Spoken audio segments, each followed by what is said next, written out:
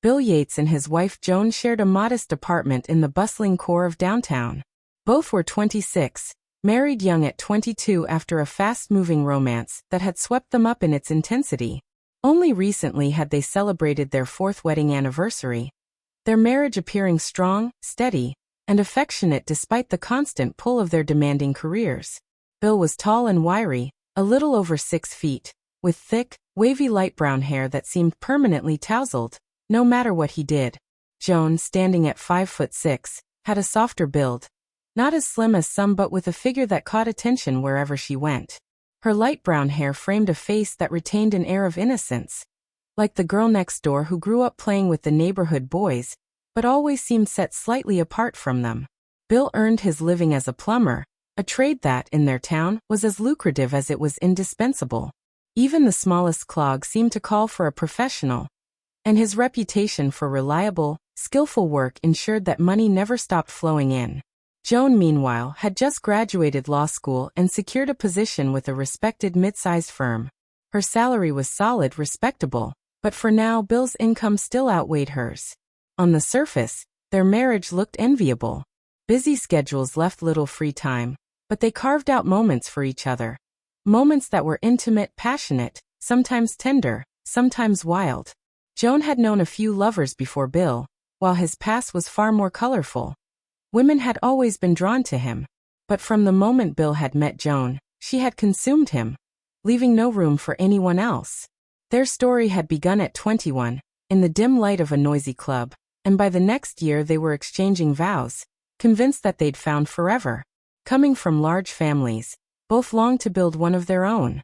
Joan was clear-eyed about her career. The firm would frown on her getting pregnant so early on, but she made her priorities known at home. They had a plan. Save aggressively, she would go off birth control. And by the new year they'd move west, settle down, and try for their first child. Bill, confident in his trade, had no doubt he could find work anywhere. Their future looked mapped out, and they seemed ready to embrace it. But as months passed, doubts crept into Joan's heart. She began to fear the finality of the plan, the weight of a choice that would leave no turning back. Worse still, something, or rather someone, at her firm unsettled her in ways she hadn't anticipated. Jake Batty was 36, tall, magnetic, a recruiter with the firm's central office who seemed to radiate charisma. People were drawn to him instinctively, and Joan was no exception. She enjoyed his company but loved Bill. So when Jake's visits began, she drew a firm line. She was married, unavailable. But Jake was persistent. His eyes lingered too long, his comments flirted with the edge, and eventually he invited her to lunch. When they parted, he caught her off guard with a quick kiss. It was brief, unexpected, and left her rattled, both ashamed and strangely stirred. She couldn't explain why she let it happen, nor why it sparked something inside her. She wasn't naive. She knew what lay down that path, and how tempting it might become. Jake was attractive, worldly, confident.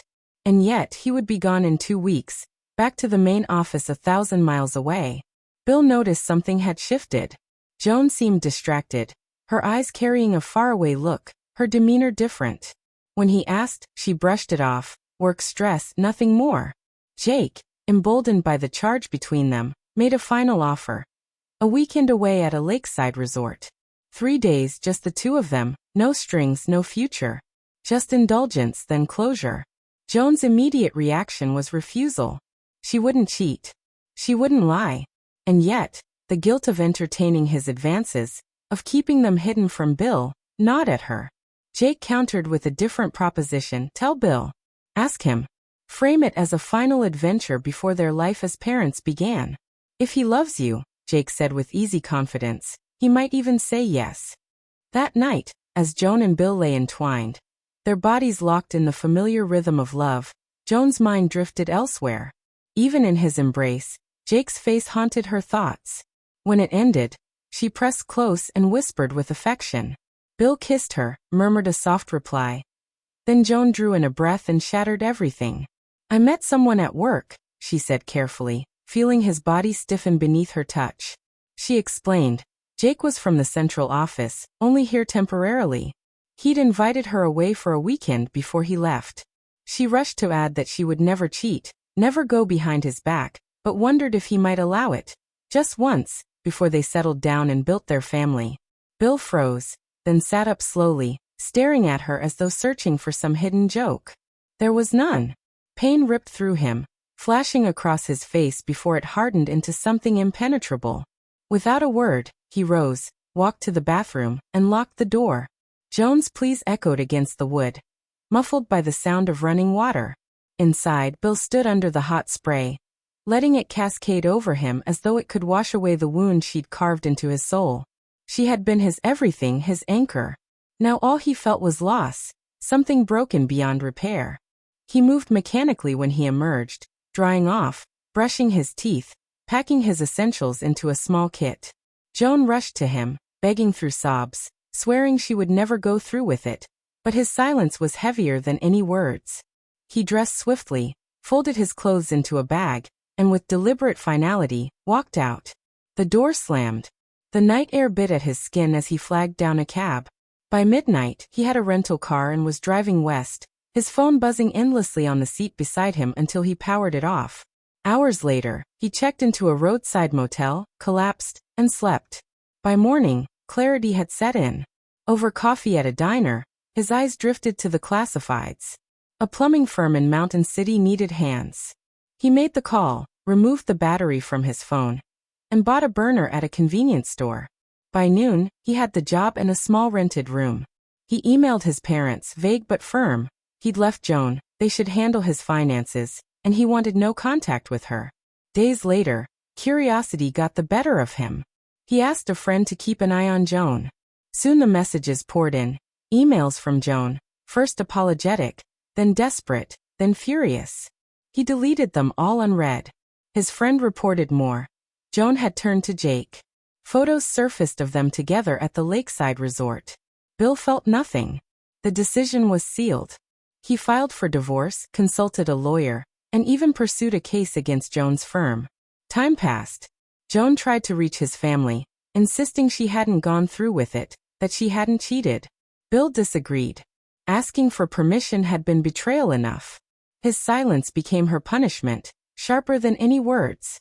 He rebuilt his life. His new job paid well, he dated casually, but trust came slowly. Meanwhile, Joan's world collapsed. Jake's marriage ended, his career faltered, and Joan herself drifted, living in a small rented room near her office, haunted by what she'd lost. A year later, Bill's friend delivered the final blow to Joan.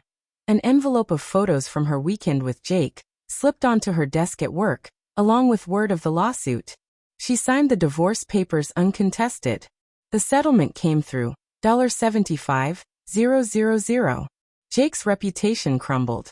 As for Joan, she was left alone, sitting in